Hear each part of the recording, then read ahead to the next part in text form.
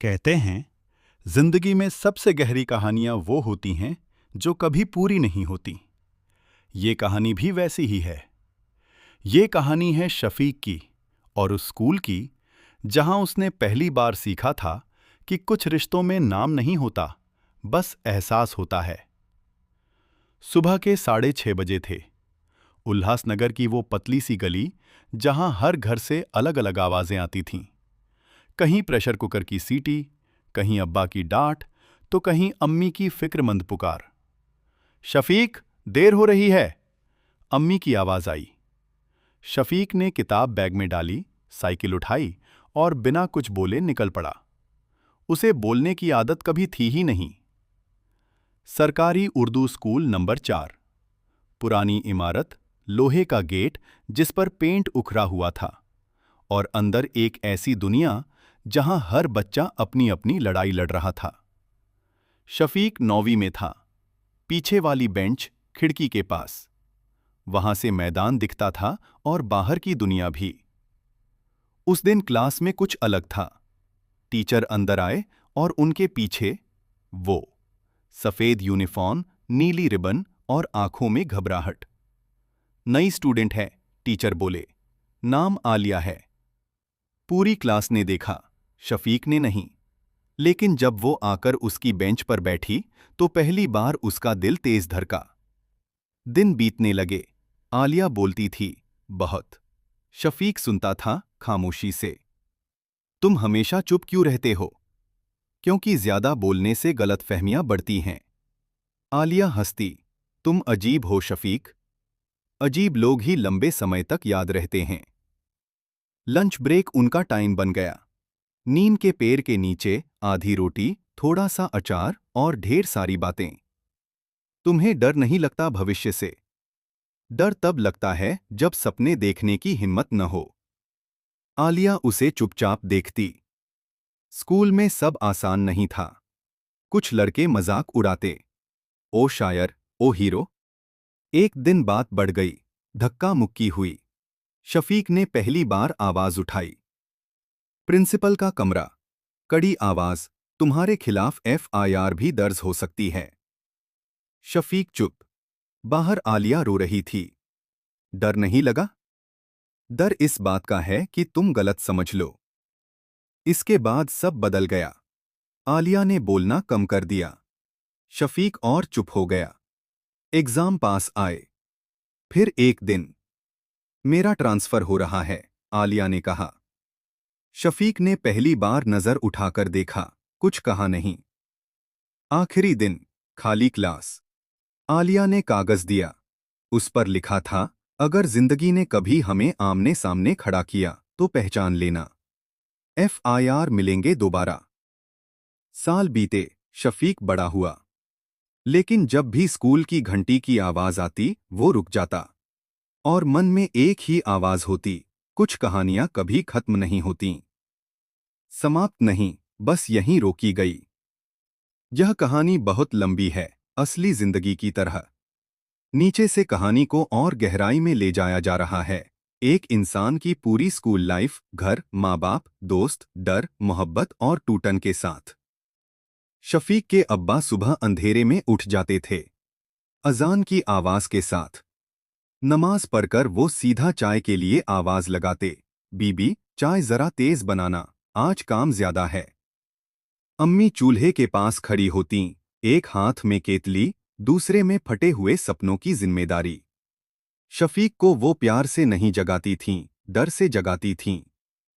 उठ जा बेटा, पढ़ लेगा तभी तो हम बूढ़े होकर चैन से बैठेंगे। शफीक चुपचाप उठता। उसे पता था, ये डांट नहीं है, ये उम्मीद है। स्कूल जाते वक्त अब्बा ने एक दिन कहा, शफीक, हम पढ़े लिखे नहीं हैं, पर तू पढ़ेगा। किसी के सामने हाथ नहीं फैलाएगा। शफीक ने सिर हिला दिया। उसके पास जवाब नहीं था, सिर्फ बोझ था। स्कूल में दोस्त थे। रईस, हर बात पर हंसने वाला। इरफान, हर बात पर लड़ने वाला। और शफीक, हर बात को अंदर रखने वाला। भाई, तू इतना सीरियस क्यों रहता है? क्योंकि घर में हंसी कम है। रईस चुप हो गया। आलिया धीरे धीरे शफीक की दुनिया बन गई। उसे पता भी नहीं चला कब। एक दिन आलिया ने पूछा, अगर मैं चली जाऊं तो? शफीक ने पहली बार डर दिखाया, तो स्कूल सूना हो जाएगा। घर में पैसों की बात होने लगी। अब्बा बोले, मैट्रिक के बाद काम करेगा। अम्मी ने आंखें नीचे कर लीं। शफीक ने कुछ नहीं कहा। उसी रात उसने पहली बार रोया, चुपचाप, तकिए में मुंह दबाकर। स्कूल में एक दिन टीचर ने कहा, जो बच्चा पढ़ेगा वही बचेगा। शफीक को लगा ये बात सीधे उसके लिए थी। आलिया ने एक दिन उसकी कॉपी में लिखा, हार मत मानना, बस इतना। और वही लाइन शफीक की जिंदगी। मैं शफीक हूं। लोग आज मुझे नाम से नहीं जानते, पर स्कूल में हर कोई मुझे पहचानता था, उस लड़के के नाम से जो हमेशा चुप रहता था। मेरे अब्बा कहा करते थे, चुप रहना कमजोरी नहीं होती, पर ज्यादा चुप रहना आदमी को अंदर से तोड़ देता है। तब मैं समझा नहीं था। हमारा घर एक कमरे का था। छत पर टपकता पानी, दीवारों पर सीलन, और अम्मी की आवाज में हमेशा जल्दी। जल्दी खा ले बेटा, देर हो रही है। अब्बा पहले ही निकल चुके होते। उनके हाथों में औजार, आंखों में नींद और चेहरे पर जिम्मेदारी। स्कूल मेरे लिए सिर्फ स्कूल नहीं था।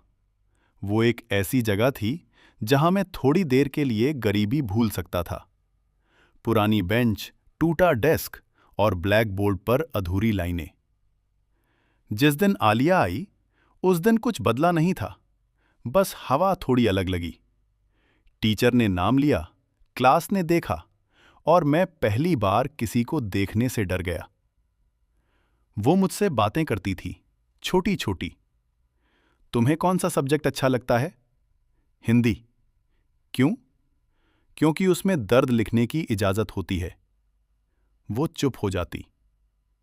मेरे दोस्त कहते, भाई सेट है तेरा। मैं हंस देता। उन्हें क्या पता था, कुछ रिश्ते मिलने से पहले ही डराने लगते हैं। एक दिन अब्बा ने फीस की बात छेड़ी। इस बार देर हो जाएगी। टीचर ने सबके सामने नाम लिया। मैंने आंखें नीचे कर ली। आलिया ने कुछ नहीं कहा, बस कॉपी मेरी तरफ सरका दी। उसमें लिखा था, सब ठीक हो जाएगा। मैंने उस दिन जाना, कभी कभी सहारा शब्दों से बड़ा होता है। फिर वो दिन आया। झगड़ा, गलतफहमी, किसी और की गलती और नाम मेरा। प्रिंसिपल की आवाज आज भी कानों में है। इस लड़के का रिकॉर्ड ठीक नहीं है। रिकॉर्ड, जैसे मैं कोई फाइल था। आलिया बाहर खड़ी थी। रो नहीं रही थी, बस देख रही थी, जैसे कुछ समझने की कोशिश कर रही हो। उस शाम घर में सन्नाटा था। अब्बा ने कुछ नहीं कहा। अम्मी ने खाना परोसा और बिना देखे बोली, स्कूल में कुछ हुआ है? मैंने सिर हिला दिया, बस इतना ही। अगले दिन आलिया नहीं आई, फिर अगले दिन भी नहीं। तीसरे दिन पता चला उसका ट्रांसफर हो गया है। इतनी जल्दी, जैसे कोई कहानी बीच में ही फाड़ दी गई हो। आखिरी बार उसकी लिखी लाइन मेरे पास है, अगर कभी जिंदगी ने हमें फिर आमने सामने खड़ा किया तो मुझे पहचान लेना। नीचे लिखा था, FIR मिलेंगे दोबारा। आज मैं बड़ा हो गया हूं, पर जब भी किसी स्कूल के बाहर से गुजरता हूं, तो वही घंटी, वही आवाज, वही डर लौट आता है। कुछ कहानियां पूरी नहीं होती, वो बस इंसान के अंदर बैठ जाती हैं, और पूरी जिंदगी धीरे धीरे बोलती रहती हैं। यही मेरी कहानी है। कोई सीख नहीं, कोई फिल्मी अंत नहीं, बस एक लड़का, एक स्कूल और एक अधूरी मुलाकात। FIR मिलेंगे दोबारा। भाई, अब मैं सीधा, साफ और दोस्त की तरह बोल रहा हूं। मैंने तेरी बात मान ली है। कोई पार्ट, कोई आगे का हिंट, कोई एपिसोड, कोई नेक्स्ट मैसेज वाला खेल नहीं।